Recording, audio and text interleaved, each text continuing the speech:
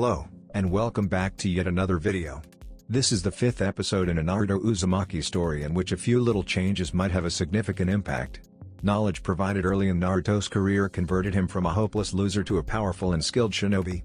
Historical differences that have long ago passed have resulted in a totally different consequence than we imagined. After you've finished watching, please like, share, and subscribe to the channel. To begin, please like, share, and subscribe to the channel. Let's get the party started. The next morning after Naruto had woken up and created several hundred clones to work on his jutsu and his elemental training, while he had left with Tazuna to head over to the bridge. When they got there, the place was already fairly busy and Naruto was forced over to one of the sides of the large unfinished bridge so that he could watch the master bridge builder work while at the same time not getting in the way of him or the others working on the bridge's construction. Naruto looked over at all the construction workers who were doing construction on the unfinished, but still impressive, bridge. He had been here for several hours and had to admit he was getting kind of bored, really bored if he were honest with himself. Standing around watching an old man and a bunch of people running around working without doing anything himself was really boring. Naruto sighed as he looked up at the sky. I'm really beginning to regret letting Kakashi-sensei talk me into this. Even staying with Sasuke team and Sakura would have been better than this.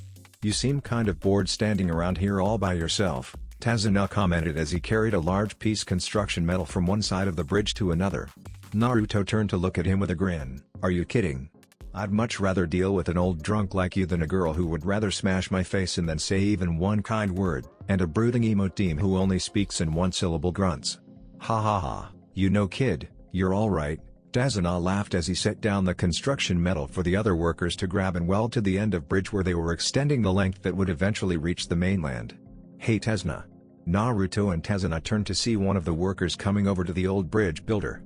A man wearing an outfit similar to Tazuna's who was bald and looked around the same age as the bridge builder himself was. HN? Tazuna scratched his ear as he looked over at the man. What is it, Jaichi?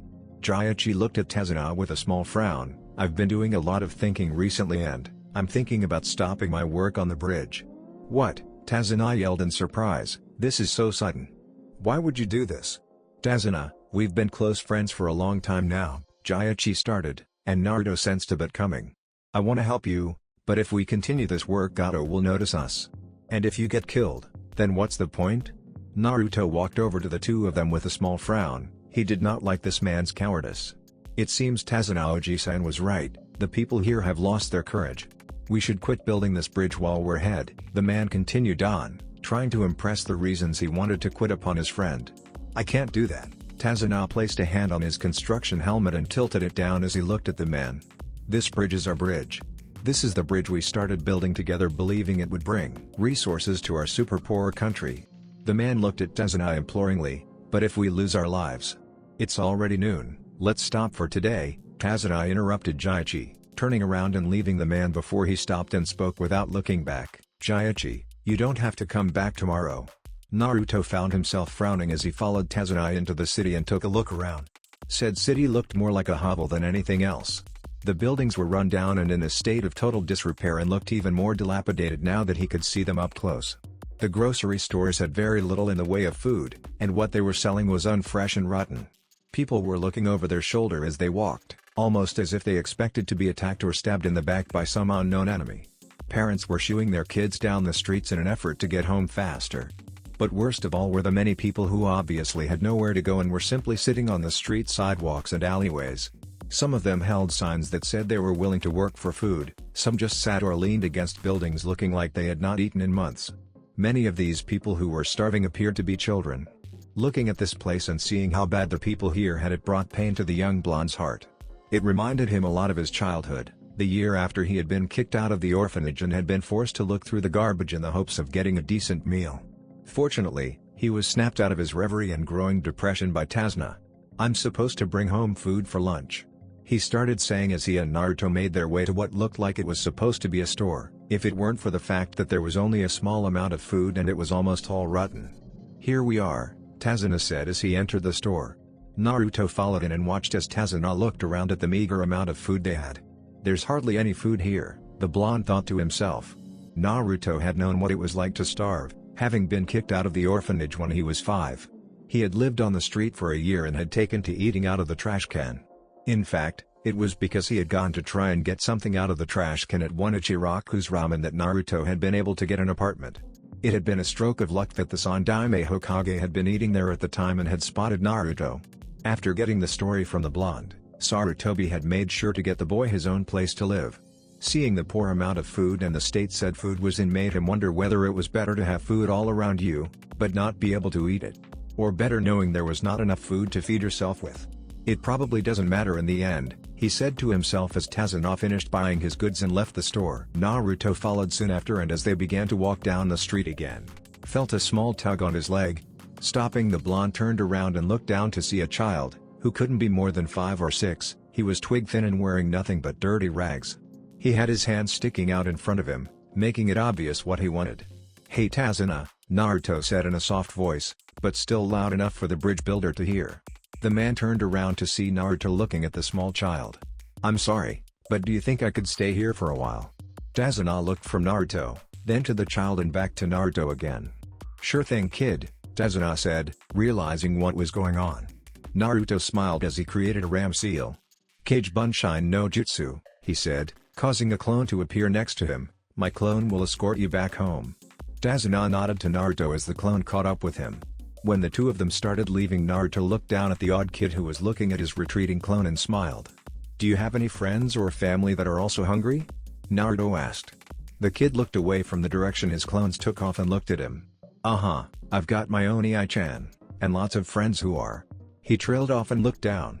Naruto nodded in understanding as he held out his hand. "Why don't you show me where they are, and I can make all of you some food?" The child looked at Naruto's hand for a second before taking it and leading Naruto to where the other orphans and homeless people he knew were. "Tsunami, I'm home," Tazuna called out as he entered the house, taking off his helmet and putting it on the coat hanger next to the door. Kakashi, who was reading over on the couch, looked up and frowned underneath his mask. "Tazuna-san, where is Naruto?" "Oh, the kid," Tazuna rubbed the back of his head and gave an excuse to cover for the blonde. "Don't worry about him, he made one of those clones to escort me. He said he still had some things he needed to do in the city."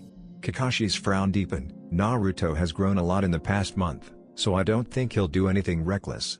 Still, this is Naruto we're talking about, so it may be good to err on the side of caution." "Thank you Tazuna-san," Kakashi said as he stood up and made his way towards the door. "I think I'm going to check and see how my other students are doing."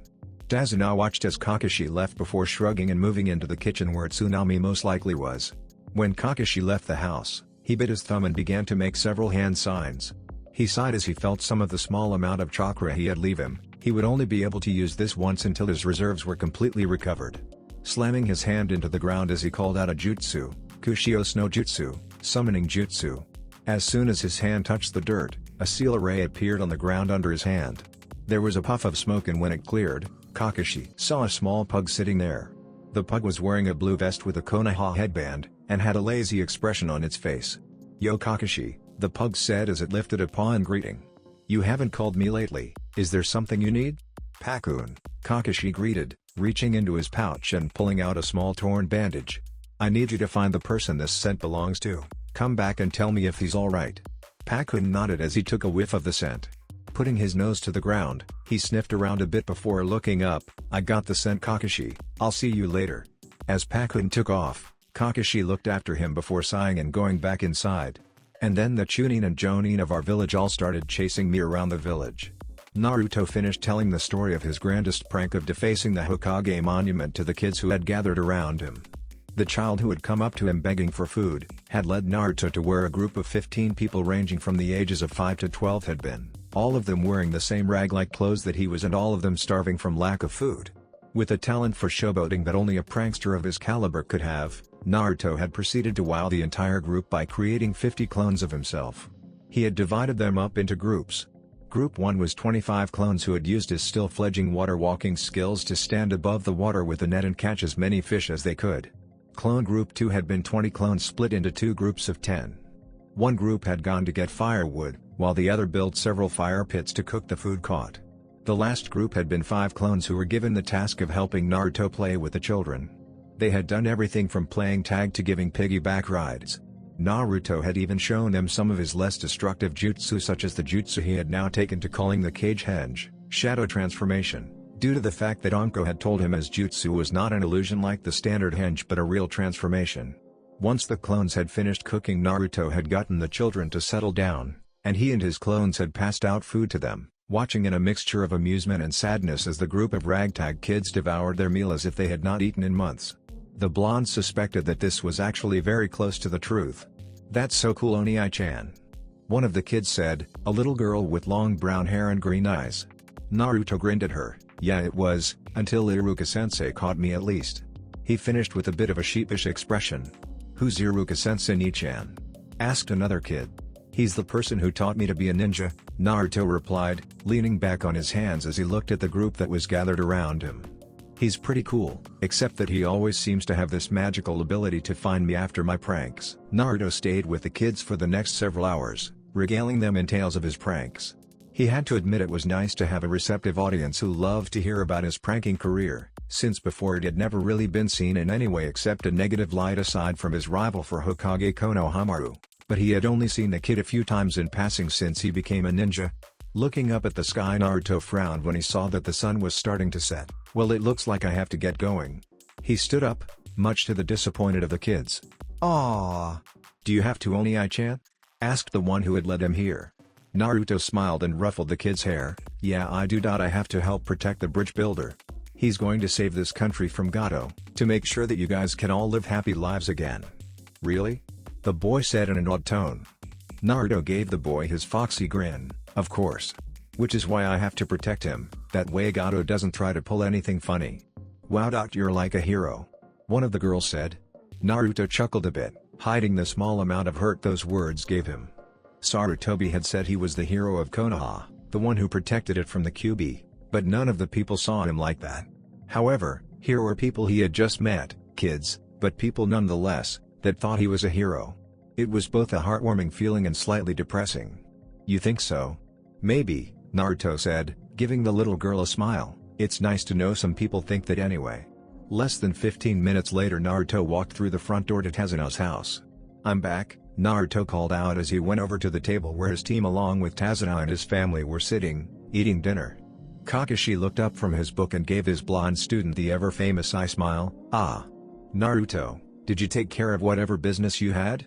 Naruto nodded as he sat down and began piling food onto his plate. "Yep. It's all taken care of.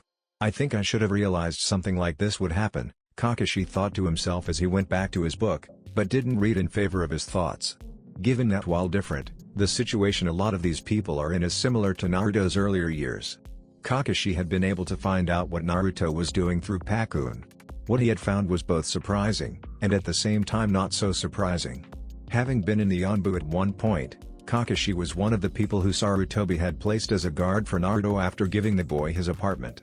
It was an unnecessary precaution for the most part, as most people would follow the law and only a few would try and break it, mostly drunks that he and the Yanbu dealt with before they became a threat to Naruto. The blonde had rarely ever been able to get any food for himself. Most if not all of the stores refused to sell to him, and the one store that did charge triple the price for rotten goods. Even after having this reported to the Hokage, nothing had changed for Naruto, especially since the civilian council had managed to hoard more political power after the Kyuubi's attack before Sarutobi had reclaimed his position and now controlled nearly all of the stores, and those they did not were blacklisted if they allowed Naruto entrance, making it very hard for his student to get food. That he would already be working on water walking is impressive. It still looked a little shaky, but the fact that he can already stand on water shows he's training hard. Kakashi was actually impressed with the initiative of his blonde student, as most would wait for their sensei to begin teaching them. That Naruto had taken to learning things himself showed that he was willing to go above and beyond to learn and grow stronger. Kakashi looked over at his other two students, both of whom did not have the same motivation and determination the blonde had. Hopefully he can help me with the other two. As everyone began eating again, Naruto looked over at his two teammates. Sakura did not look like she had done nearly as much as he had her do the other day. Obviously Kakashi had not been going as hard on her. He probably stayed in the house and read his smut, the blonde thought with a sigh. The problem Naruto had realized when he had his Kage Bunshin helping Sakura was that she lacked the motivation to actually train. During the time his Kage Bunshin had been training her, the pink cat had taken to complaining about how he was a slave driver and how all this training would make her look manly. It did not help that she refused to eat properly, preferring to diet rather than remain skinny and toned by exercising. His eyes then landed on Sasuke, who was once again bruised and dirtied, and scarfing down food even faster than him. At least one of them knows how to work hard. While Naruto did not feel Sasuke had the proper motivation to get stronger that Naruto did, he knew that the raven-haired Jonin always worked harder than the others on what he was being taught than the others that had been in their class.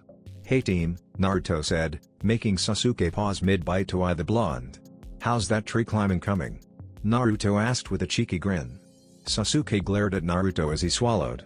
His tree climbing wasn't coming all that well, he had only managed to get 10 steps higher than yesterday. "Better," Sasuke lied with a smug look, not wanting to give Naruto the satisfaction of knowing he was having difficulties with the exercise. "Pretty soon I'll have this exercise complete." "Oh?" Naruto said with a raised eyebrow. "So you call 10 steps higher than last time better? I didn't realize that an elite Uchiha felt such a small amount of progress was something to be proud of." "Oh no," Kakashi sweat dropped as his blonde student began antagonizing his raven-haired student. "This doesn't look good. Naruto baka." "Stop." Sakura did not get to finish as Naruto tossed her a small glare laced with killing intent, not in the mood to listen to her shouting.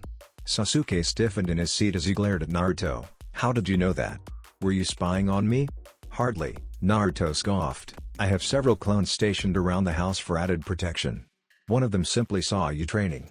"And what do you care?" Sasuke hissed, angry that the Dobi was making fun of him. And that the Dobi had surpassed him in something he should be able to do easily. "You're my teammate, of course I would care," Naruto said with a shrug, surprising Sasuke and the others. "I may dislike your stuck-up attitude, but you're still my teammate." Naruto looked over at Sasuke, the sides of his mouth twitching upwards a bit. "And if you ask nicely, I may just be willing to lend you a hand." Everyone looked over at Sasuke, who seemed to be having some kind of inner debate. The raven-haired Jonin looked over at Naruto to see the blonde looking at him with a calm expression. When did the Dobi become like this? He asked himself. Ever since the Jonin test he's been like this. No doubt I think he was like this even before that. But I don't know how or when. When did he change? Sasuke closed his eyes for a second as he tried to decide what to do. Sasuke paused, as if what he was going to say next was some kind of sin. "I would like your help." Those who thought Naruto might say no just to string the Uchiha along were surprised when the blonde just gave a nod. "Then wake up around 7 o'clock tomorrow morning and we'll get started on tree climbing." Kakashi looked at the two and gave a small smile that went unnoticed under his mask. I guess there was nothing to worry about. Naruto seems to be getting through to Sasuke after all. "What's going on?" wondered Sakura as she looked between her two teammates. One minute Naruto baka is insulting Sasuke-kun, and the next he's offering to help him? Does he have some kind of multiple personality disorder or something? That's got to be it. Why else would he act like such a baka? Shanaro. Inner Sakura ranted, seemingly in agreement. However, one person there was getting fed up with the way these ninja were acting. Tears began to form in Inari's eyes as he glared at Naruto. An act which did not go unnoticed by said blonde. "You got something you want to say, kid?" asked Naruto as he eyed the now ready to burst Inari. Inari stood up and slammed his hands down on the table. "Why do you guys bother to try so hard? No matter how hard you train, you're no match for Gato's men. No matter what glorious claims you make or how hard you work when facing the strong, the weak will only end up getting killed." Naruto smirked at the kid. "You know you're exactly right." Everyone who had been expecting some kind of outburst looked over at Naruto in surprise as he spoke. "The weak will always be defeated by the strong." The blonde looked up at Inari, his smirk widening a tad. "Gato and his men are weak. They're nothing but cowards who pick on people who can't even put up a fight against them. They can only fight against people who don't have the strength, or the will to fight back. Against a fully trained shinobi, a bunch of thugs means nothing." Naruto put his head down on the table as he looked away from Inari. "We are not weak. Don't lump us in the same category as you, we're nothing alike." Inari's tears began to run down his face even harder than before as he glared at Naruto. "I'm glad we're nothing alike. I'd hate to be like you. You don't know anything about this country, yet you keep being so nosy. What the hell do you know about me? I'm different from you. You're always acting so happy, like you don't even have a care in the world. You don't know how hard life can be." Naruto lifted his head up and glared at the kid, unconsciously channeling killing intent into his gaze, enough so that Inari's eyes widened and he began to shake. Having never experienced killing intent, Inari was unable to properly defend himself and was forced to sit back down, as his legs were no longer capable of supporting him. "Listen to yourself, bitching and moaning about your life. Thinking you've got it so hard. Naruto's voice was soft, an almost unnoticeable whisper. Yet it somehow managed to carry across the entire room, and was thick with a rage that even Sakura, oblivious as she normally was to Naruto, could hear. Several of the people in the room flinched, including Inari. Naruto stood up and walked over to the kid who was too frightened from the blonde's killing intent to move. Naruto's glare seemed to increase as his mind went back to the children he had met in Nami. The ones that had nowhere to go, whose parents had disappeared, most likely due to Gato having his man kill them. You sit here in this home with your loving family, with a mom who cooks for you, and worries about you, and loves you unconditionally. You have a grandfather who is building a bridge so that you and your country can be free of Gato's reign. Naruto snorted at the boy in disgust. What a hard life. Oh, my Tosan died. Boo-hoo, look at me whine and bitch like some little pussy. Having enough of her teammate berating the kid, Sakura stood up and glared at Naruto. Naruto baka th shut up. Naruto punctuated both words with a harsh glare, his killing intent turning on Sakura, who paled and sat down as she found her legs unable to support her. Naruto turned his gaze back on Inari. I bet you've never even stepped foot outside this little sanctuary, have you? Never even been into the town recently, where children even younger than you have lost their parents, both of them. Children who don't have a mom to cook them food, or a grandfather who's willing to stand against a tyrant for them. Naruto remembered his own past, being kicked out of the orphanage at a young age, living on the street for nearly a year. Not being able to buy food from the stores unless it was rotten, being forced to find a lot of the stuff he owned in the garbage cans from the people who had thrown their stuff away. But most of all, he remembered the loneliness he had to deal with. The glares and harsh whispers people had given him. Look, it's him. Who does he think he is, walking around this street like he owns the place? Listen, you are not to go near that boy again. I'm so glad he didn't become a ninja. Yeah, could you imagine what would happen if he did? I mean, he's the Naruto gritted his teeth as voices flashed through his mind. I'm glad I'm nothing like you. You're nothing but a pussy, sitting here whining about how hard your life has been when there are people in your own town who have it far worse than you. A sniveling little bitch whose disgraced case's name. Inari's eyes widened as the blonde mentioned the name of his father figure. Naruto snorted in disgust before turning around and heading towards the door. Naruto, where are you going? Kakashi asked as the blonde opened the door. Destructive therapy, Naruto yelled as he slammed the door shut. Everyone stared at the door Naruto had left through, wondering what had caused the blonde to have such a strong reaction to Inari's words. Inari sniffled several times before he too ran out of the door. This is a disaster, though I can't say I'm surprised that Naruto reacted like that, Kakashi thought as he stood up, putting his book for the moment. He stood up and walked out the door. Walking around to the back, he saw Inari sitting with his feet dangling over the water. Can I join you? Asked Kakashi, causing Inari to turn his head. Taju Ukage Bunshin no Jutsu. There was a large puff of smoke that covered the clearing as Naruto summoned over 400 clones. Without preamble, Naruto unsealed his bow staff and charged them, smashing into their midst with a fury that seemed to give his namesake new meaning. The clones who had been surprised by the sudden and brutal attack began to retaliate, striking out with limbs and kunai in an attempt to take down their creator. Naruto snarled as he dodged some attacks, blocked others and then retaliated with a vengeance. A strike to the head for one clone, a dazzling set of spinning maneuvers that ended up taking out a horde of the Naruto copies. The blonde shinobi did not stop at just using his staff, however. He used feet, elbows, headbutts, knees, anything he could think of as he tore through his cage Bunshin.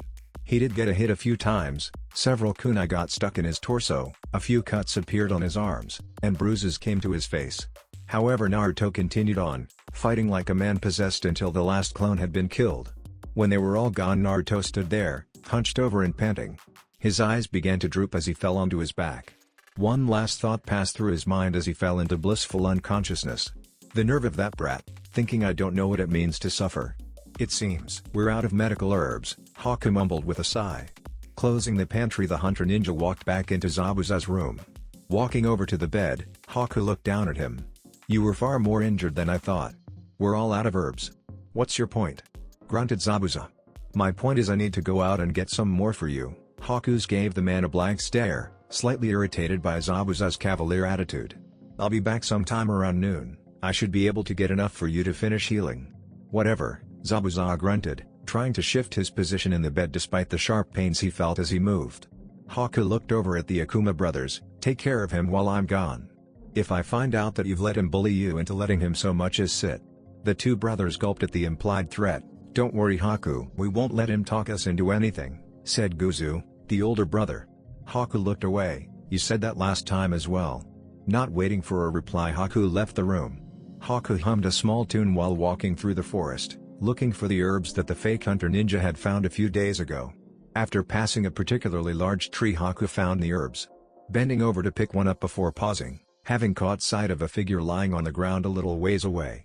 Acting cautious, Haku approached the prone figure to see who it was, recognizing the blonde that had come up with that plan and used the collaboration jutsu to nearly kill Zabuza. The hunter's breath hitched, wondering what should be done. Kneeling down, Haku looked the figure over. The boy had tears in his cloak and clothing, showing off the blonde's surprisingly muscular figure underneath. There were also a lot of kunai and shuriken strewn around him, and dried blood over his clothes and on the ground. Haku reached a hand out to the blonde's throat. The boy was a hindrance to Zabuza's plan. The best option would be to remove him before he could cause a problem. However, Haku paused midway to Naruto's throat, sighed and gently began to shake the blonde's shoulder. "Hey, wake up! You'll catch a cold if you sleep out here," Haku said. Naruto stirred. Stifling a groan, he opened his eyes. And the first thing he saw was Tenchi? He asked as he saw a beautiful girl with a heart-shaped face and a set of chocolate brown eyes. His slightly groggy and his sleep-addled mind coming to what he obviously thought was the correct conclusion. Haku blushed at being called an angel. "I'm afraid not. If I was, you would have to be dead in order for us to meet." Naruto blinked a bit as the blurriness to his vision began to clear up. Sitting up, he stretched his arms above his head as he let out a loud yawn. Bringing his hands back down and leaning against them, Naruto turned to look at the person who had woken him. It was a young woman who looked to be maybe a year or two older than him. She had long dark brown hair, and chocolate brown eyes. She was wearing a pink yukata with blue floral designs on it. A small black choker was around her neck. She was currently smiling at him with a kind smile. Naruto blushed a bit. Sorry. I just he said, unsure what to say. Haku giggled a bit. "That's perfectly alright. Though, you should be more careful. If you stay out here all night long you may catch a cold and die. Then you really would be seeing angels." "How is that?" Naruto asked, scratching the back of his head. "I didn't know colds could kill. And in any case, I've never been sick a day in my life." He paused as he looked over at Haku and tilted his head and gave an expression of curiosity. "So what about you? What are you doing this early in the morning?" Haku smiled and lifted the basket she was holding. "I'm picking some herbs for my friend who got injured a while ago. I'm gathering these to help in his recovery." "That's actually pretty cool," Naruto said, gaining an interested look in his eye. "I've been reading about herbs since I have picked up a small hobby in gardening a while ago, but I don't really know too much. Do you need any help picking them?" "That would be nice," Haku said as she bent down, setting the basket back on the ground and grabbed a few of the herbs. Nodding his head, Naruto formed a quick hand seal, Kage Bunshin no Jutsu. A clone appeared next to Naruto before it hopped off towards the house. Bending down, Naruto looked over to see Haku looking at him curiously. "It's a clone," he explained, figuring that was why she was looking at him. "I had offered to help my team of a teammate with his training. If I don't show up, he'll probably come looking for me." Haku nodded at the explanation and, feeling this would be an opportunity to gain some insight into Zabuza's enemies, the fake hunter decided to start a conversation. "So you're a ninja?" she asked. Sasuke frowned as he looked around the living room and saw no sign of Naruto. I should have known that idiot wouldn't be here. He probably realized he couldn't help me and left." "Well, that's not very nice, team," Naruto said as he walked in the door. "If that's the way you feel, then perhaps I shouldn't help you." Sasuke grunted, looking away from Naruto. He looked back after a few seconds. "Why were you out already?" Naruto looked over at Sasuke and shrugged. "I usually wake up this early in the morning to do my own training." Sasuke smirked. "You sure you didn't just fall asleep in the forest?" Naruto blushed in embarrassment. "Shut up, team. Are we gonna do this or not?" Smirk still in place, Sasuke left with a grumbling Naruto following him. "I can't believe I'm actually going to help this team with his training," the blonde mumbled. "If I wasn't a Kage Bunshin and given orders to help this prick, I would kick the boss's ass." Naruto looked up and blinked as he registered the question. A second later he grinned. "Yeah, I am. I bet the totally awesome headband gave me away, huh?" "Maybe a little. That and the clone you made," Haku said with a smile. "So why did you decide to be a shinobi?" Naruto paused as he grabbed a herb. He shook his head and pulled it out. "I became a shinobi so I could gain the respect of my village, He said enthusiastically, "I plan on becoming the greatest Hokage to ever grace the elemental nations." Haku raised an eyebrow as Naruto jumped to his feet and pumped his fists into the air. "I see. That's quite a grand dream." Haku paused for a second before plunging on. "So what's a ninja doing out this early in the morning?" Naruto blushed a bit as he remembered his destructive therapy session, training. He answered with enthusiasm. After all, destroying several hundred copies of oneself can constitute as training, right? Haku noticed the lie but let it slide. "So why are you training?" "To become strong, of course," Naruto shouted with a wide grin that stretched across his face and closed his eyes, making him look like a fox. Haku looked the blonde up and down, noticing the tightly packed muscles underneath Naruto's cloak. "You seem plenty strong now." Naruto shook his head. "Maybe, but I'm not strong enough. I have to become stronger." "To become Hokage?" asked Haku.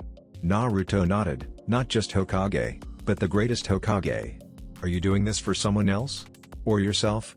asked Haku. Sitting back down, Naruto looked at her curiously. Huh?" was his rather unintelligent reply as he scratched the back of his head.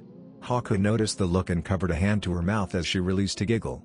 "Hey," Naruto shouted, a blush adorning his face at the sound of Haku's giggle. "What's so funny?" "Nothing," Haku replied with a smile. "So do you have someone who is important to you?" "Someone important?" Naruto asked in a questioning and perplexed tone. Haku nodded, remembering the day Zabuza had come and gave her a purpose. When a person has something important to protect, that's when they become truly strong. Naruto paused in his herb picking as he looked up at Haku.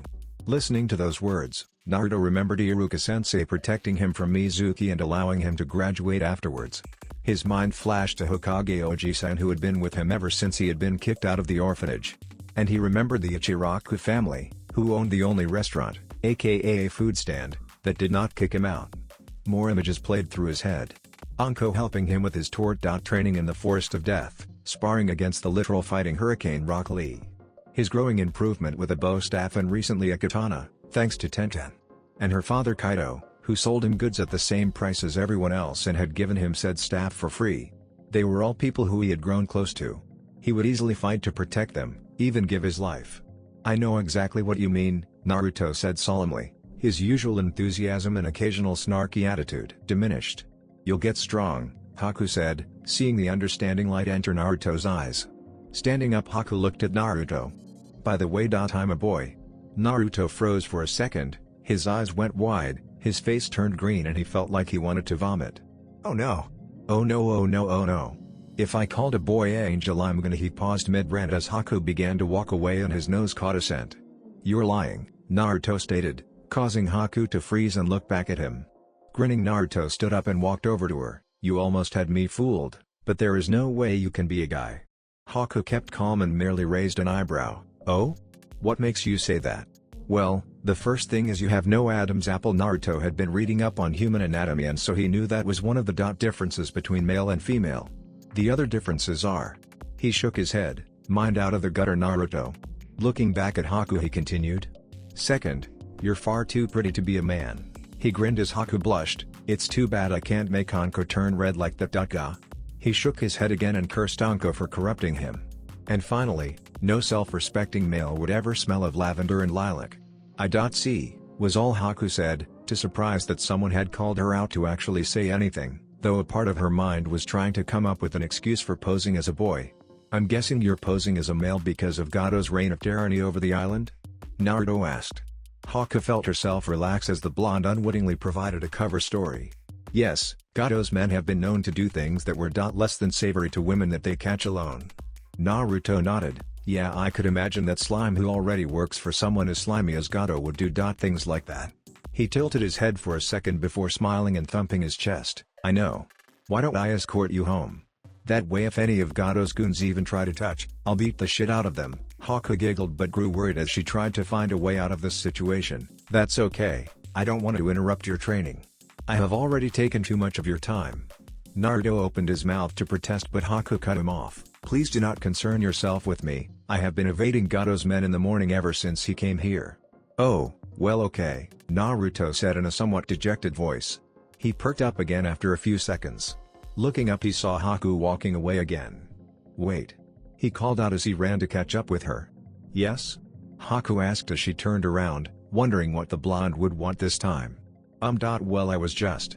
Naruto blushed and squirmed a bit before pressing on. I was just wondering if I could see you again. Like tomorrow maybe?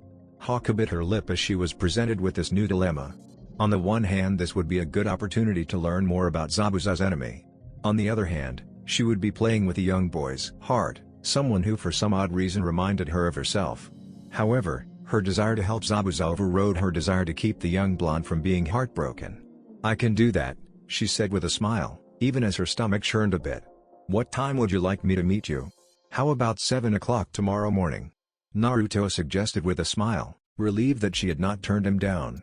Though he had hung out with Tenten a lot, and gone out to get dango with Anko, he had never actually considered those to be dates. Though I'm not sure if this would be considered a date, he thought to himself before shaking his head and dispelling the thought. It really didn't matter if it was or wasn't. Okay, Haku said, I'll meet you here tomorrow at 7 a.m. tomorrow. Until then, she gave him a small bow of her head before leaving Naruto alone. Sighing, Naruto scratched his head. So what should I do now? He could start training again. He had not been able to train his body yesterday because he had been protecting Tezuna, and he did not actually count his enraged clone slaughter last night as training. Yeah. That's exactly what I'll do. Time for some training, he shouted as he pumped his fist in the air. Then his stomach growled. Perhaps I should train after I eat something. In another clearing, Naruto watched Sasuke run up the tree with a frown. The raven-haired Jonin had made some decent progress, going 20 more steps up the tree. But it still was not anywhere near the top. Sasuke grunted as his foot was blasted off the trunk from using too much chakra. He scratched the spot with his kunai before rebounding against several trees before landing on the ground. Looking up, he scowled. I only made it 4 more steps. How can I gain the strength needed to kill Itachi when I can't even do this? Looks like you're using too much chakra still. Naruto commented. Sasuke glared at Naruto. Shut it, Tobi. Don't yell at me. Naruto glared at his raven-haired teammate. I'm here to help you. Sasuke scoffed. Some help you are. All you do is tell me I'm using too much chakra, he said in seeming imitation of Naruto. I see. Naruto paused for a moment. Fine then, I guess you'll do better off without my help. Turning around, Naruto began to leave. Wait. The blonde stopped and looked back at Sasuke, who looked like he was swallowing something vile. I'm sorry, he mumbled out at last, please help me. It sounded like he was choking on the words, Naruto thought with a mental chuckle. Well, I suppose I could. Walking back into the clearing, Naruto stopped in front of Sasuke. Taking a deep breath, he began to speak. Your first problem is you're using too much chakra. Sasuke scowled but did not say anything. I think the reason is you're not thinking with a clear head. Whenever I did this exercise, if I thought about anything other than climbing the tree, I lost my control and would fall off the tree. He paused to see if Sasuke understood his words. Receiving a nod, he continued. So what you need to do is clear your mind.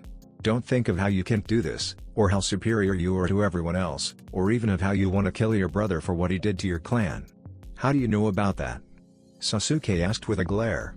I read a bingo book and your brother was in there. It said he was wanted for killing the Uchiha clan, Naruto said with a shrug, patting the pouch where his bingo book was located.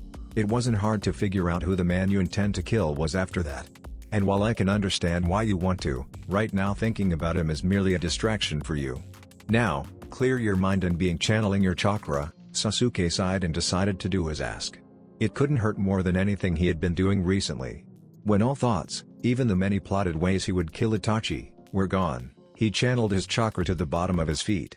Feeling ready, he ran at the tree, jumping on and sticking his feet to the trunk. He began to move up, 2 steps, 4 steps, 10 steps, 15, 30, 55, 60. Before Sasuke knew it, he had reached the top of the tree.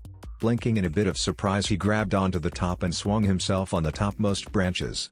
He looked out over the forest, seeing how far it went on. He looked back down to see Naruto looking at him with a smirk.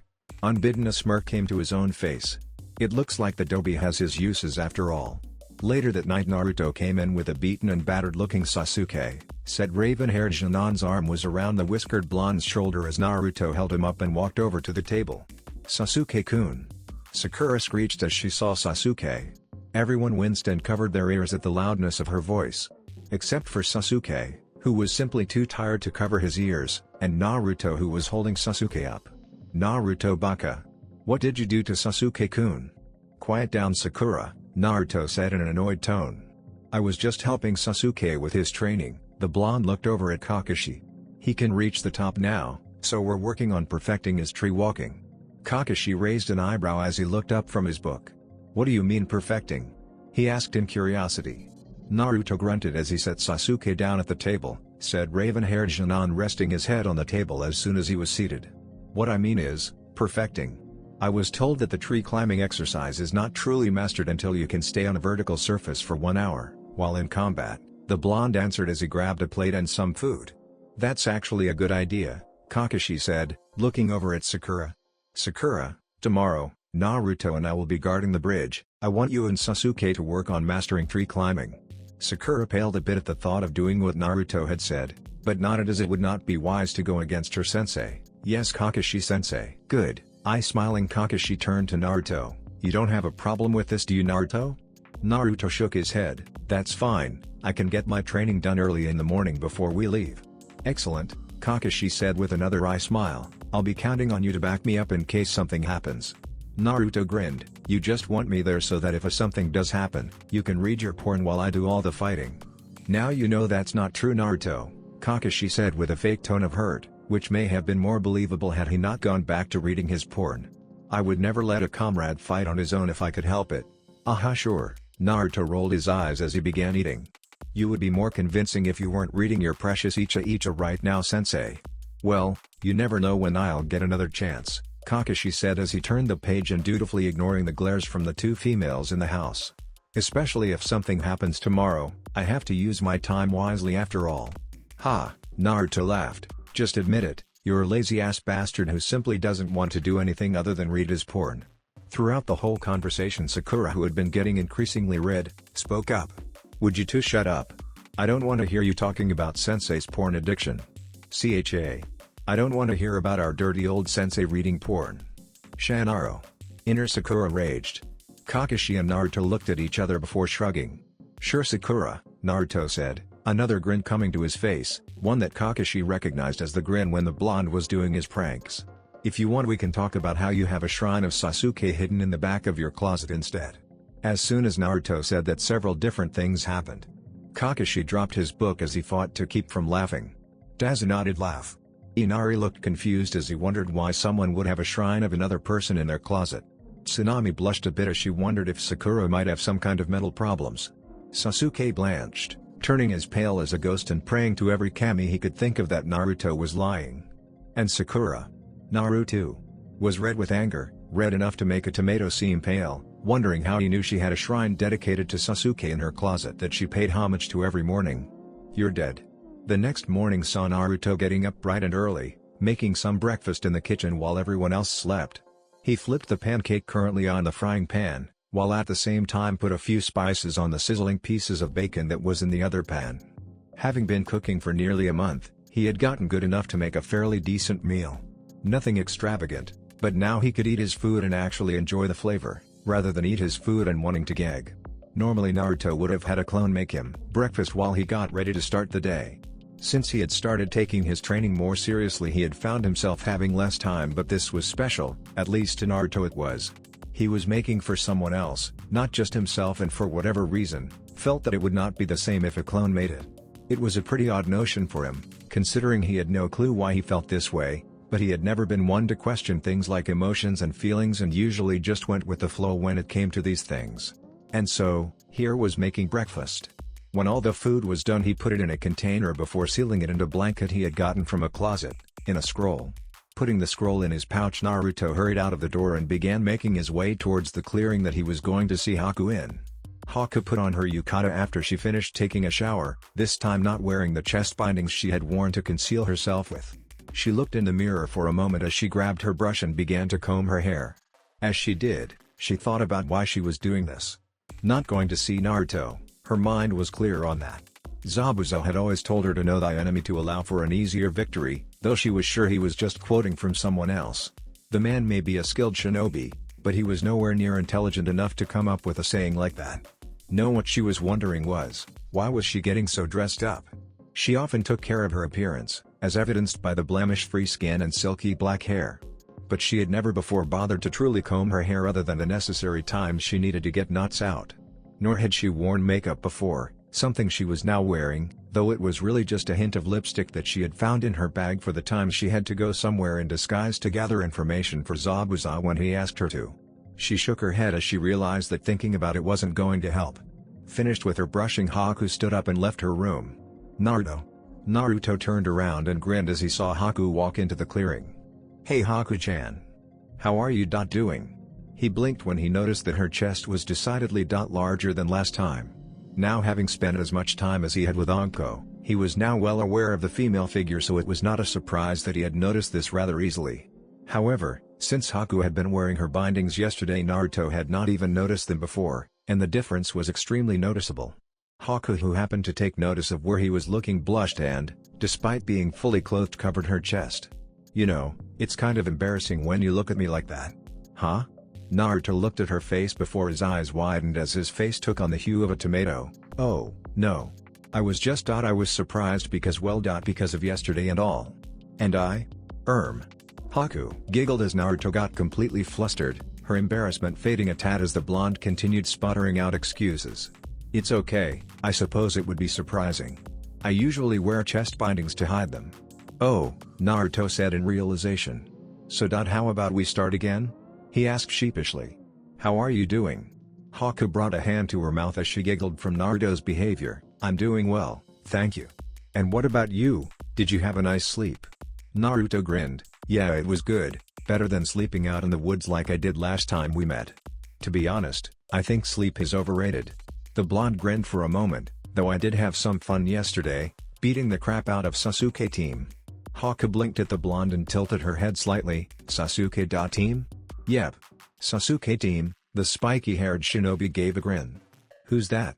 Naruto looked at her strangely for a second before remembering that she did not know who his teammates were, having never met them before. "Sasuke is one of my teammates. All Konoha ninja operate in 4-man cells, 3 Jonin and a Jonin. Sasuke team is one of the other Jonin on my squad, and let me tell you, the prick is a real piece of work, though he was surprisingly docile after our training." Of course, it could have been because Sasuke had been far too tired to actually get angry, not that it mattered to Naruto. Haku giggled a bit before getting curious. "So why would you beat the crap out of your own teammate?" "Training," Naruto chuckled a bit. "I was helping him with his tree climbing." "Tree climbing?" the raven-haired girl asked in a voice that was a mixture of idle curiosity and awe. She knew what tree climbing was, of course, she could do it too, but appearances had to be kept in order to stave off any suspicion that Naruto might gain. "Yeah, it's an exercise us ninja do." Naruto thought about the best way to explain it.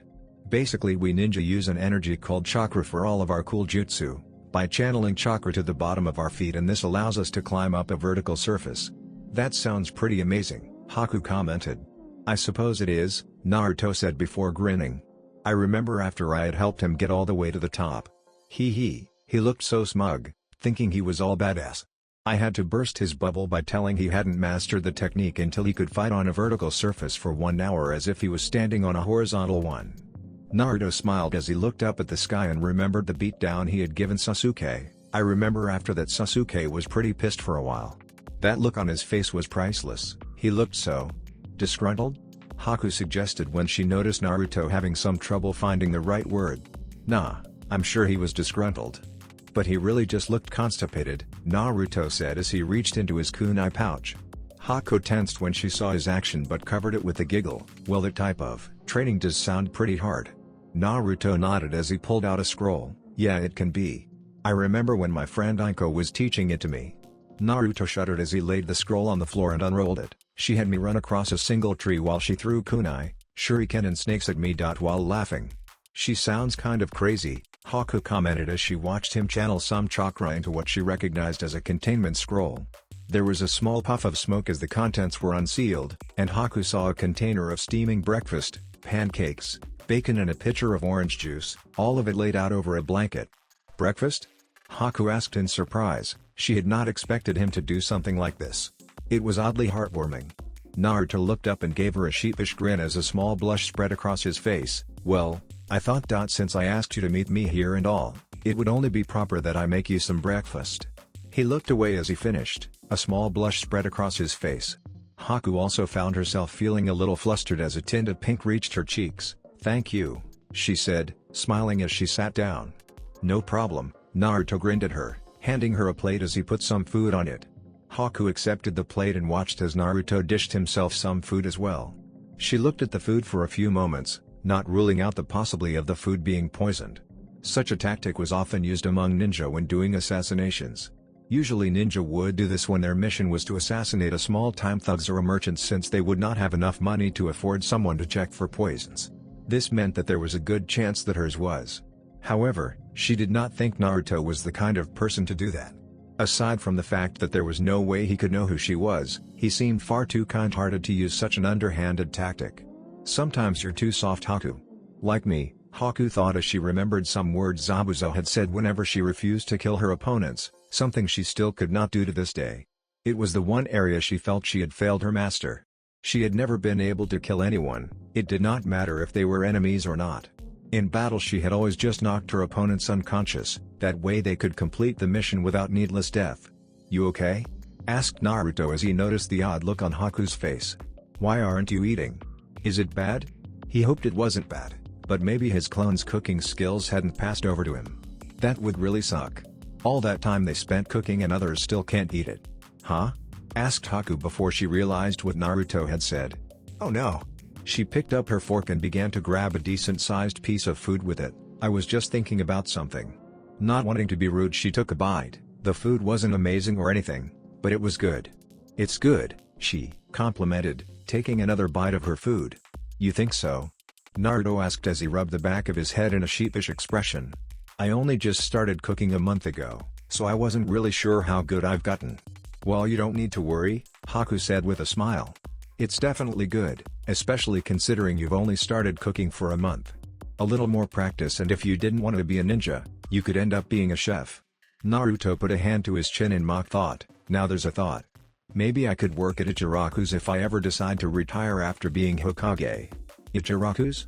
asked Haku in curiosity, having never heard of such a place. "What's that?" Naruto looked up and grinned. "Only the best place in the world. The very place that makes the ultimate food of the gods, and Kami's gift to man." Haku giggled a bit as she saw fire light up in Naruto's eyes as he spoke of a place that obviously sold his favorite food. "And what food do they make?" she asked. "Ramen, of course," Naruto shouted as he held a fist up to his face.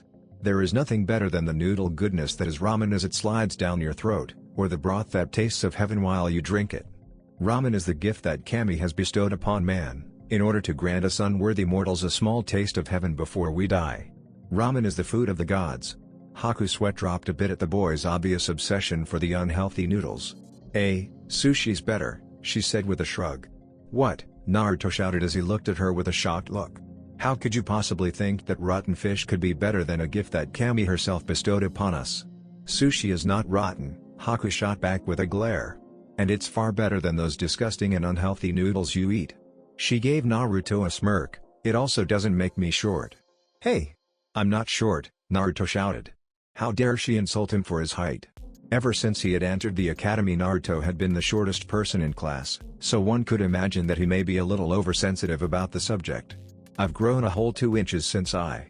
He paused for a moment before his cheeks burned, with embarrassment. "Since I started eating things other than ramen." Haku giggled before it turned into a laugh. Naruto scowled a bit as Haku lay on her back and held her stomach, trying to regain her breath. "It's not funny," Naruto mumbled in embarrassment. "So what if it makes me short? It's still the food of the gods," he said to himself, reaffirming his belief in ramen. I'm sorry," Haku apologized as she struggled to get herself under control. "But you have to admit, it was funny." She sat up and looked at Naruto with a smile. Naruto tried to glare at her Uchiha style, but ended up giving her a sheepish grin. "Yeah, hee, I guess it was." They continued eating for a while in silence. Normally Naruto would find any kind of silence uncomfortable, even with his recent changes in personality.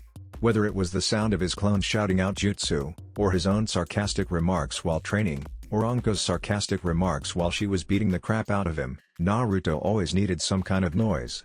Yet the silence here was oddly comforting, as if he didn't need to have any noise around Haku in order to be comfortable. It was perplexing.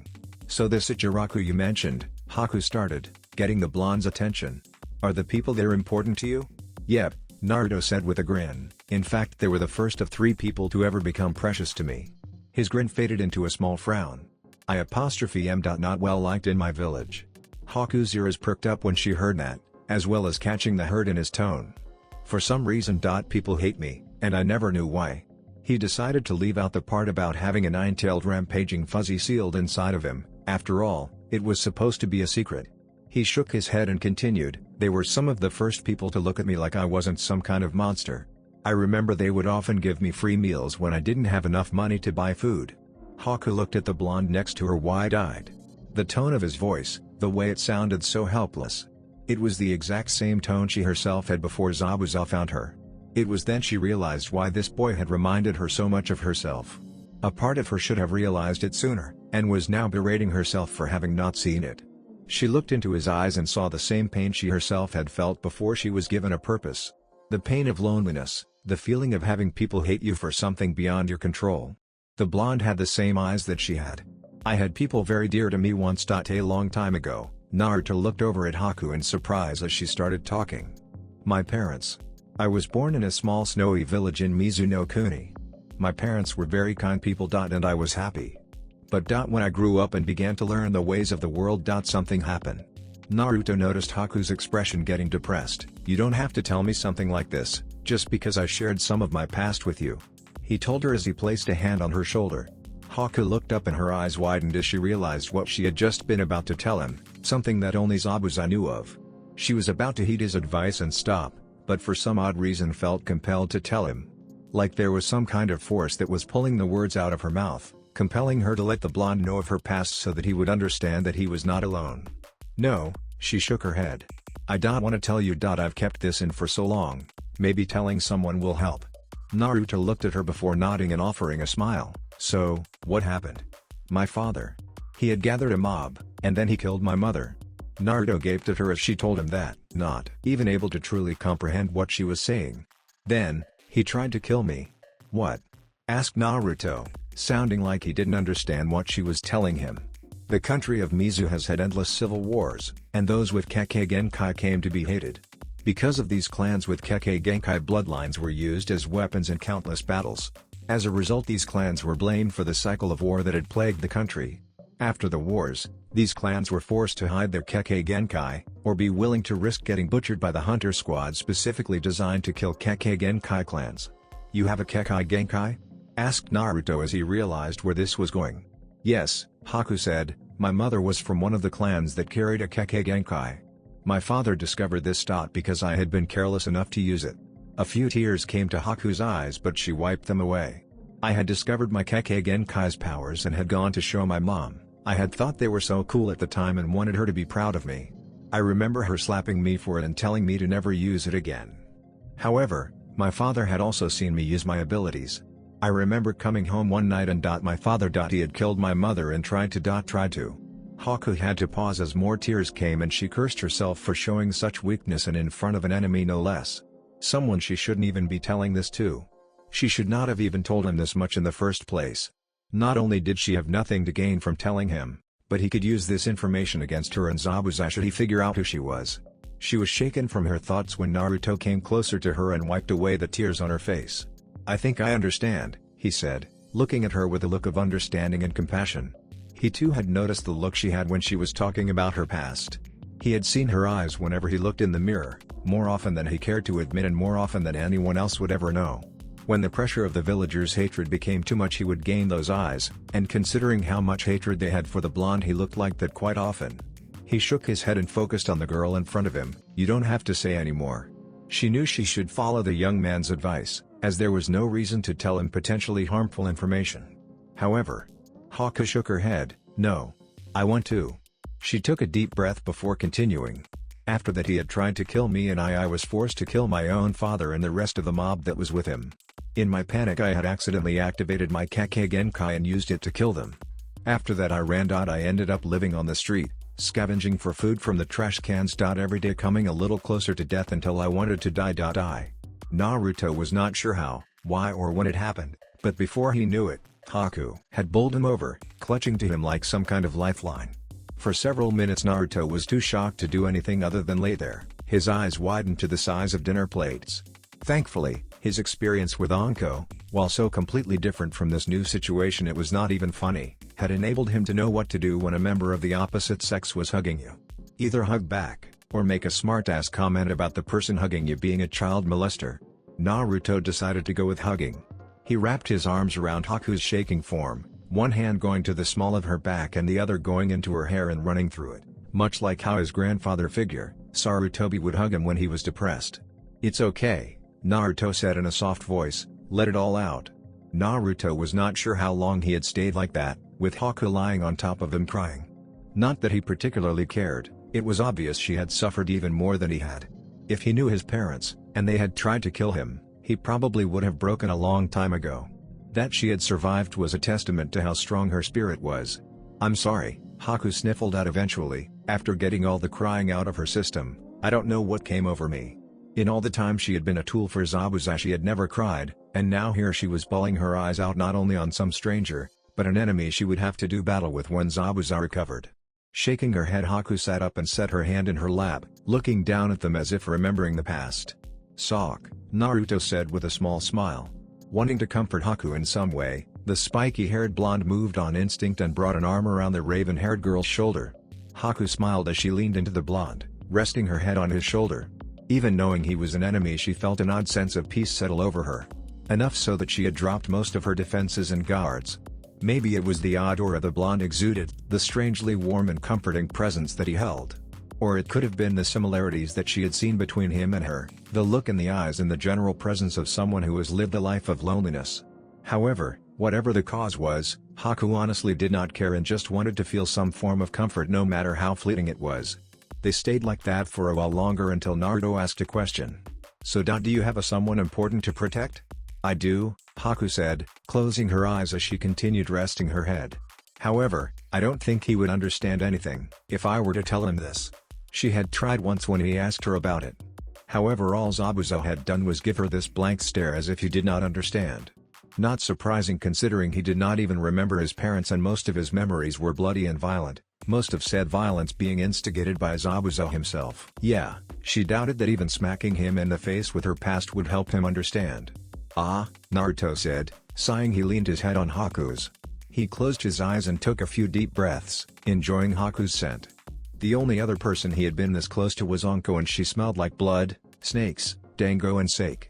Not the most pleasant mixture of scents.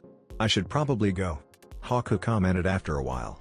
They had been here for over an hour. No doubt Zabuza was wondering where she was since she had never taken this long to do something as simple as gather herbs, which was the excuse she gave him.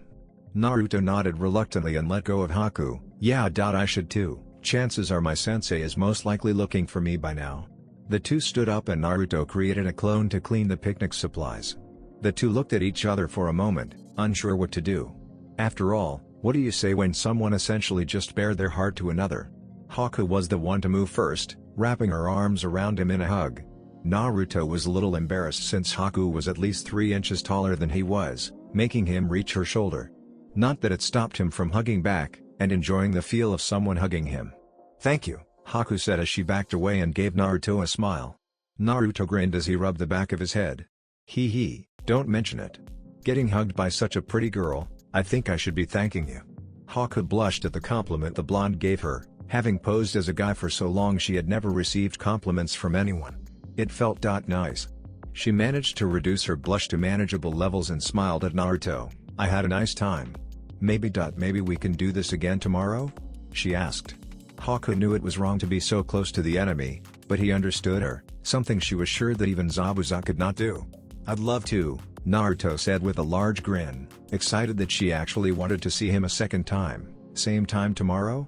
"Yes," Haku said, her smile widening a tad. "You're late," Kakashi commented to the blonde as he read his book with a disgruntled Tezuna at his side. "We've been waiting for over an hour, you know." Naruto shrugged as he walked up the two. "Sorry, I ran into one of Zabuza's accomplices and had to fight them to the death."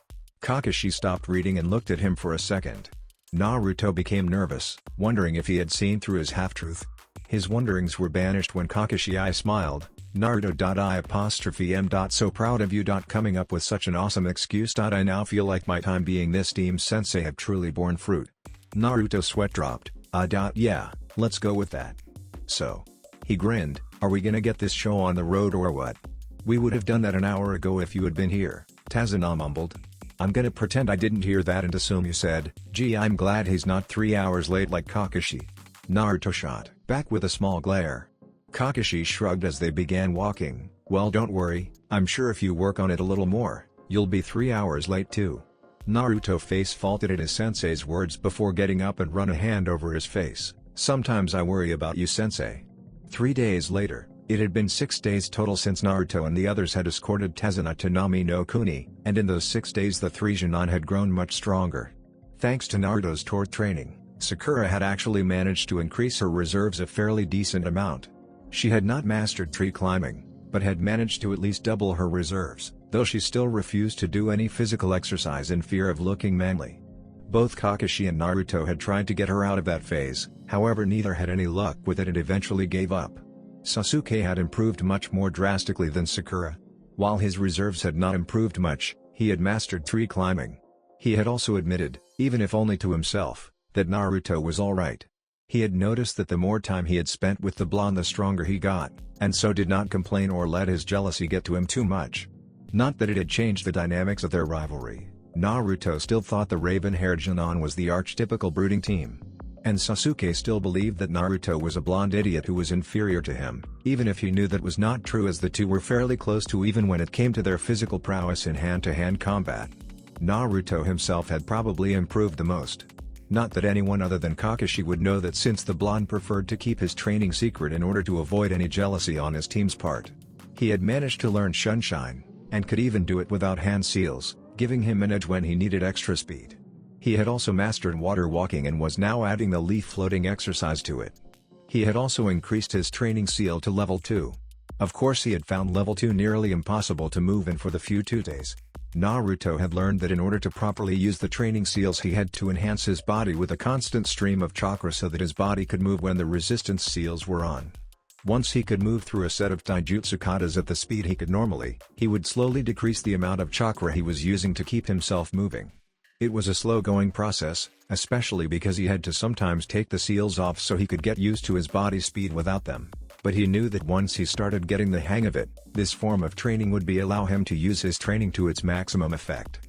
His elemental manipulation had unfortunately not gone as well as he had hoped. So far Naruto was only able to slice the leaf 1/3 of the way through. Thankfully some good did come out of the training, as all of his wind jutsu took less chakra to use and he had better control over some of the higher level ones. Things had also gotten a little better at the house as well.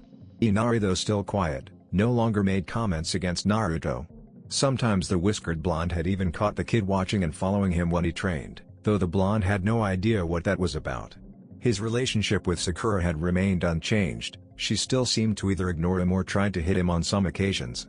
Though this may have been on the account that Naruto had begun finding amusement in torturing the girl every chance he got with comments on her obsession with Sasuke. He and Tazuna got along pretty good. They would often tell jokes and Naruto, in a bout of inspiration, had used his Taiju Hokage Bunshin no Jutsu to make a 100-man strong workforce, much to Tazuna and the workers' amazement and delight.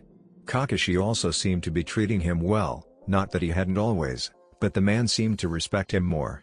Something Naruto suspected came from when he had made that excuse for being late.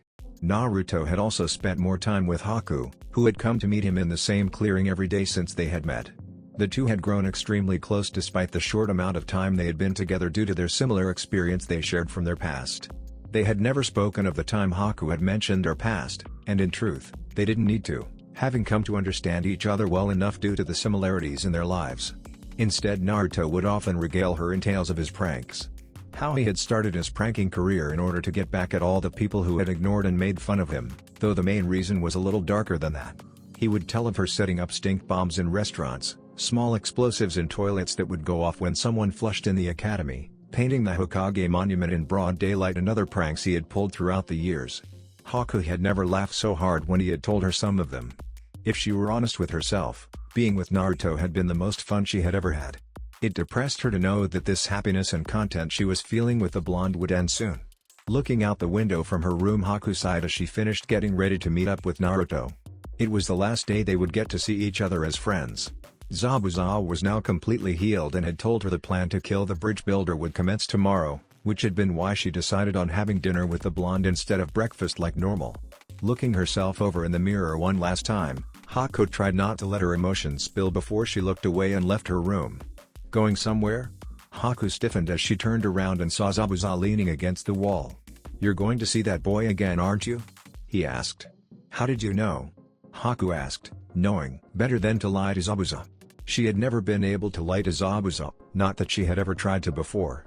Zabuza looked at her before casting a careless shrug. "Since you came back the second time to get herbs and had this odd glow about you." He put up quotation marks when he said getting herbs. "From what I understand, that only happens when a girl becomes a woman." Haku blushed a bit at the implication. We haven't done anything like that." Zabuza chuckled in amusement at seeing Haku actually get embarrassed about something for once. "There are other ways to become a woman." "And you would know?" Haku asked in a slightly snappish voice. "Whoa, looks like the claws are out today," Zabuza said, hiding his surprise with a laugh. "I don't think you've ever snapped at me unless I hurt myself." "I'm sorry Zabuza-sama," Haku said, looking contrite. It's fine," Zabuza replied, not really caring that she was a bit snappish. He paused and looked at her intently. "You know I don't approve of this. Getting close to the enemy unless you're going to assassinate him is not what a ninja would do."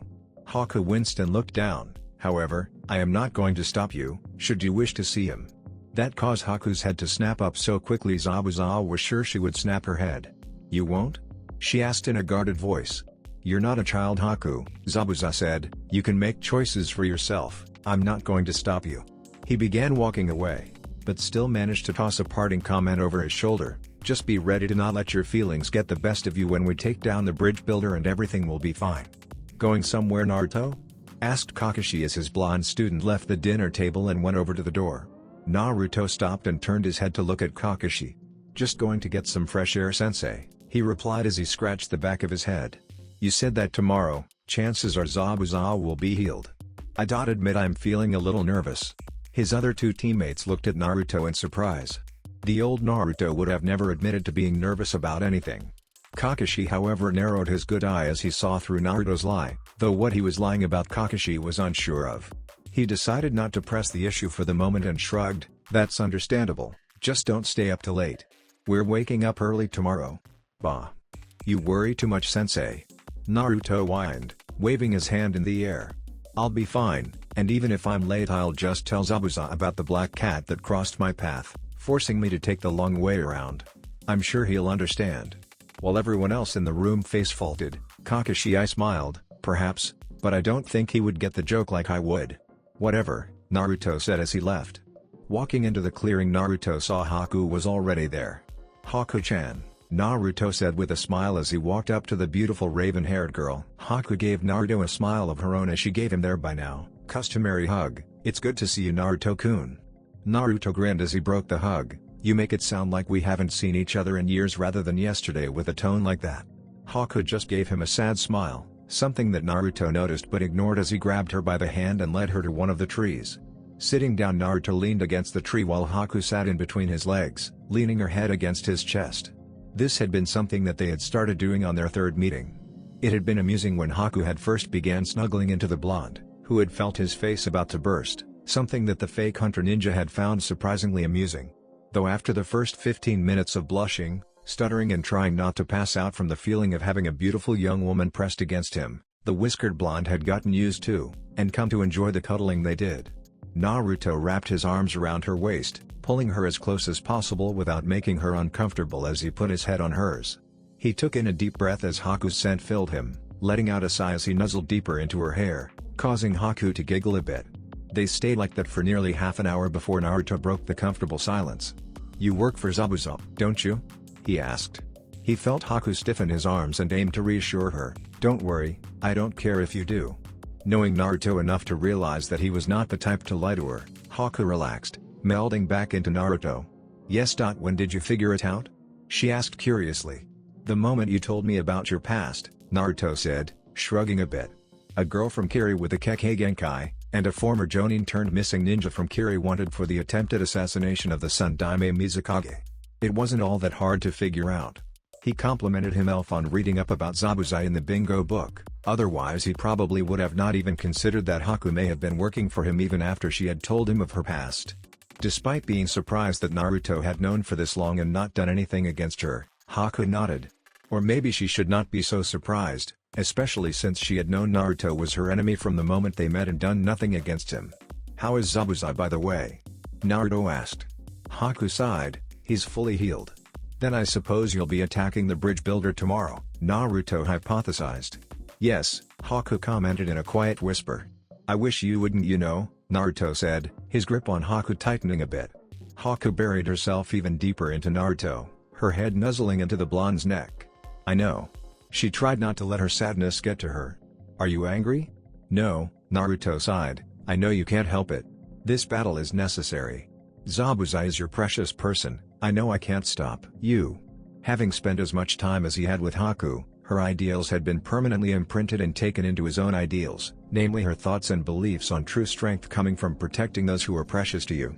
"You don't have to fight if you don't want to," Haku suggested. She knew it was unlikely, but she really hoped Naruto would not participate in the battle. Naruto smiled. "I could. However, the people here that I care about. Kakashi-sensei, Tazunao-ji-san and his family. And even my teammates, much as they annoy me, have become my precious people." Naruto paused and tilted Haku's head so she was looking at him. He gave her one of the genuine smiles that only she, Anko and the Hokage had ever seen. "Just as you are." Haku bit her lower lip as a few tears spilled from her. She put her head back in the crook of Naruto's neck. You're going to make it that much harder for me to fight you." "Sorry." Naruto apologized. "Am I precious to you as well?" he asked. "Of course," Haku said in a whisper. Naruto bit his lip as he made a decision. "Haku," he said, making said girl look up at him, "I have something important I want to tell you." Haku looked at him for a moment and saw the hesitation in his eyes. She smiled at him. Reaching out a hand, she began to gently stroke the whisker marks on the left side of Naruto's face. "Kawaii," she thought with an inner squeal as Naruto began to lean into her hand and purr. "What do you want to tell me?" she asked. Naruto opened his eyes, which he had closed when Haku began her whisker stroking. He grabbed her hand to stop her, finding it difficult to concentrate due to her ministrations. Haku blushed a bit when she realized what her actions were doing to the blonde. Taking a deep breath, Naruto began to tell her something that no one in his age group knew. "The day I was born, the Baijiu known as Kyubi attacked my village." Kakashi looked at the three Genin, all of whom were looking rearing to go. "Are you three ready?" he asked. "HN," Sasuke said / grunted with a smirk. He felt more than ready to prove his might as an Uchiha to everyone. With all of the training he had done, the raven-haired Genin had never felt stronger. "Yes, sensei," Sakura said, looking a little unsure of herself. Truthfully, she felt nervous and sick to her stomach, but she wanted to prove to her Sasuke-kun that she could be a valuable comrade. "Naruto?" Kakashi asked, looking at the blonde who had been uncharacteristically quiet. "Something's missing," Naruto murmured before the proverbial light bulb snapped. "Aha! Kage Bunshine no Jutsu." 24 clones appeared with a puff of smoke before spreading out around the house. "Just in case that midget Gato decides to send some goons to deal with Tazuna's family while we're away," he explained at seeing the questioning glances. "That's a very good idea, Naruto," Kakashi said with an eye smile. With the way you're all talking, it sounds like this Zabuza characters is going to come back right now," Tazuna said with a nervous laugh. "Sorry," Kakashi replied, "just being careful is all." "So are you ready to go, Tazuna-san?" Tazuna nodded. "Of course, I want to get this bridge done. And with the Gaki's help it should be possible to finish the bridge in no time." "You can count on me, you binge-drinking old man," Naruto said with a two-fingered salute. "That's not a very nice name," Tazuna complained with his head down. Naruto grinned, masking his nausea from knowing what's to come. "Let's go." "Is the ambush ready?" Gato asked from his cell phone. On a small boat under the bridge, the Akuma brothers, Haku and Zabuza didn't bother listening as Gato began squawking for them to answer him. "Are you ready, Haku?" asked Zabuza. Haku hesitated as she put on her mask. "Yes. I need you to get in the game, Haku," Zabuza said. "We can't afford to get careless around Kakashi and his brats." "I understand, Zabuza-sama," Haku said. Zabuza looked at her while the Akuma brothers looked confused. Very well, let's get this show on the road." What is this?" Tazuna shouted as the mist was covered in a thick fog. So much so that the only thing visible beside the bridge were the bloody bodies on it. Thankfully they were still alive. Tazuna ran over to one of them who was conscious and lifted the man up. "What happened, Ed?" "I am monster." The man choked out before passing out from blood loss. So he is back. Kakashi muttered. The mist began to thicken and Kakashi narrowed his eyes. Here they come. Defensive formation. Kakashi and the three Genin pulled out their weapons and surrounded Tezuna, as the mist became so thick they could not see more than 10 feet in front of them. Kakashi-sensei, Sakura shouted as fear began to take her again. But she quickly steeled herself. This is Zabuza's Karigakure no Jutsu alright, Kakashi said, wearily eyeing the surroundings, even thought he could not see very far. Long time no see Kakashi, came Zabuza's disembodied voice. I see you're still with those brats. And look at that one. He's still shaking. That's just cause the team forgot to take a piss before we left and has to go real bad, Naruto said, keeping Sasuke from saying something cool. You wouldn't mind if he goes over the bridge before we get this party started, do you? Dobe. Sasuke grunted with embarrassment. Naruto baka, Sakura shouted with an angry blush on her face. Looks like that brat's still got a mouth on him, Zabuza commented, perhaps I should fix that. After he said this, a dozen Mizubunshines appeared around the group. All of them holding the swords attached to their back. Hey team, Naruto commented with a smirk forming on his face, wanna see who can kill the most first? HN, you're on. Sasuke smirked. The two disappeared in a burst of speed, reappearing at their original position several seconds later as all the Mizubunshine dispersed. I think it's 6 for 6, Naruto mumbled before turning to Zabuza and shouting, hey Nobrow Oji-san, think you can make another one for the tiebreaker? DCH. Cheeky brat, Zabuza muttered, appearing in the mist. They saw through my Mizubunshine. My Hayu brats have grown, it's a good thing I've got my backup with me. On cue, Haku and the two Akuma brothers appeared within the mist as well. What the fuck? Didn't we deal with those losers before we got here? Asked Naruto as he saw the Akuma brothers. It looks like they managed to escape their confinements, Kakashi said. I thought the Anbu would have picked them up. I take it you want the blonde brat, Haku, Zabuza said. Yes, Haku replied.